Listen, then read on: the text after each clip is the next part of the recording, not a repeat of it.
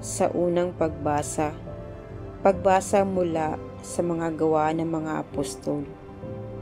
Nung mga araw na yon, pagdating ni Saulo sa Jerusalem, sinikap niyang mapabilang sa mga alagad doon.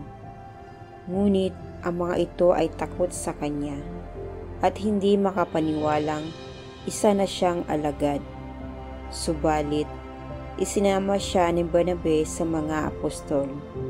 Isinalaysay niya sa kanila kung paano napakita ang Panginoon kay Saulo at nakipag-usap dito nang ito'y nasa daan.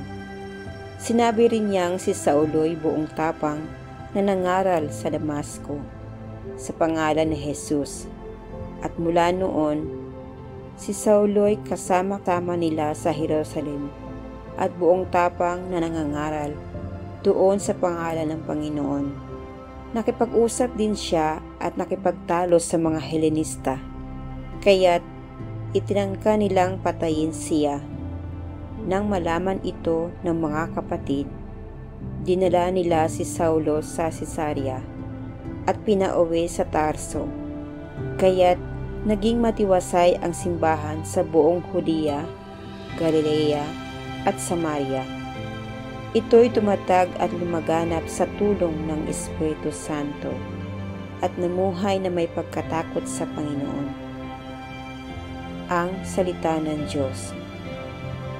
Salmong tugunan.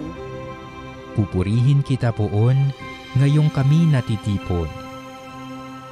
Sa harap ng masunuring mga lingkod mong hinirang, ang handog ng panata ko ay doon ko iaalay. Magsasawa sa pagkain yaong mga nagdaraho.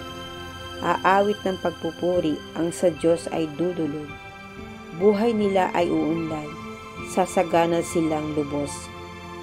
Pupurihin kita poon, ngayong kami natitipon. Sa dakilang Panginoon, ang lahat ay magbabalik. Ang lahat ng mga lahi ay sasambang may pag-ibig. Mangangayupapang lahat ang palalo't mayayabang. Ang lahat ng mga tao ay yuyuko sa may kapal. Ang narito sa daigdig na nilikhang mamamatay. Pupurihin kita poon, ngayong kami natitipon. Maging lahing susunod pa ay sasambat maglilingkod, ay mayroong mga ngaral sa kanila tungkol sa Diyos. Sa lahat ng sisilang, pa'y ganito ang iahayag. Sa hinirang niyang bansa ay Panginoon ang nagligtas. Pupurihin kita poon, ngayong kami natitipon. Pagbasa mula sa unang sulat ni Apostol San Juan.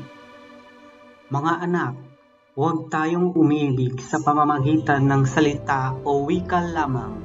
Ipakita natin ang tunay na pag-ibig sa pamamagitan ng gawa.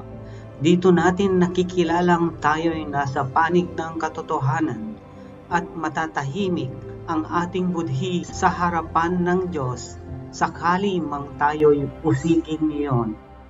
Sapagkat ang Diyos ay higit sa ating budhi at alam niya ang lahat ng bagay.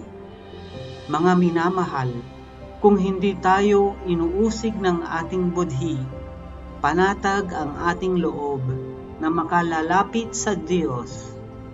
Tinatanggap natin ang anumang ating hingin sa Kanya, sapagkat sinusunod natin ang Kanyang mga utos at ginagawa ang nakalulugod sa Kanya. Ito ang Kanyang utos, manalig tayo sa Kanyang anak na si Jesucristo at mag-ibigan, gaya ng iniutos ni Kristo sa atin. Ang sumusunod sa mga utos ng Diyos ay nananatili sa Diyos at nananatili naman sa Kanya ang Diyos. At sa pamamagitan ng Espiritong ipinagkaloob niya sa atin, ay nalalaman nating nananatili siya sa atin. Ang salita ng Diyos. Salamat sa Diyos.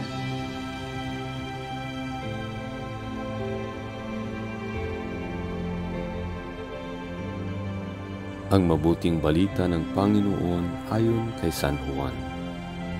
Noong panahong iyon, sinabi ni Jesus sa kanyang mga alagad, "Ako ang tunay na puno ng ubas at ang aking Ama ang tagapag-alaga."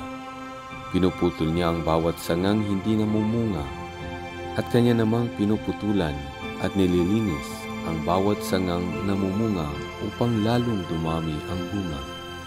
Nalinis na kayo sa pamamagitan ng salitang sinabi ko sa inyo. Manatili kayo sa akin at mananatili ako sa inyo. Hindi makapamumunga ang sangang hindi nananatiling nakakabit sa puno. Gayon din naman, hindi kayo makapamumunga kung hindi kayo mananatili sa akin. Ako ang puno ng ubas, kayo ang mga sanga. Ang nananatili sa akin at ako sa kanya, ang siyang namumunga ng sagana, sapagkat wala kayong magagawa kung kayo'y hiwalay sa akin. Ang hindi nananatili sa akin ay tatapon at matutuyo gaya ng sanga. Ang gayong mga sanga ay titipunin at susunugin.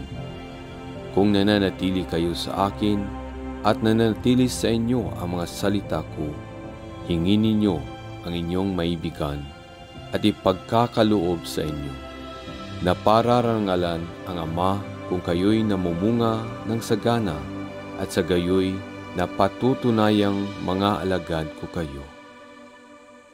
Ang mabuting balita ng Panginoon. Pinupuri ka namin, Panginoong Hesukristo.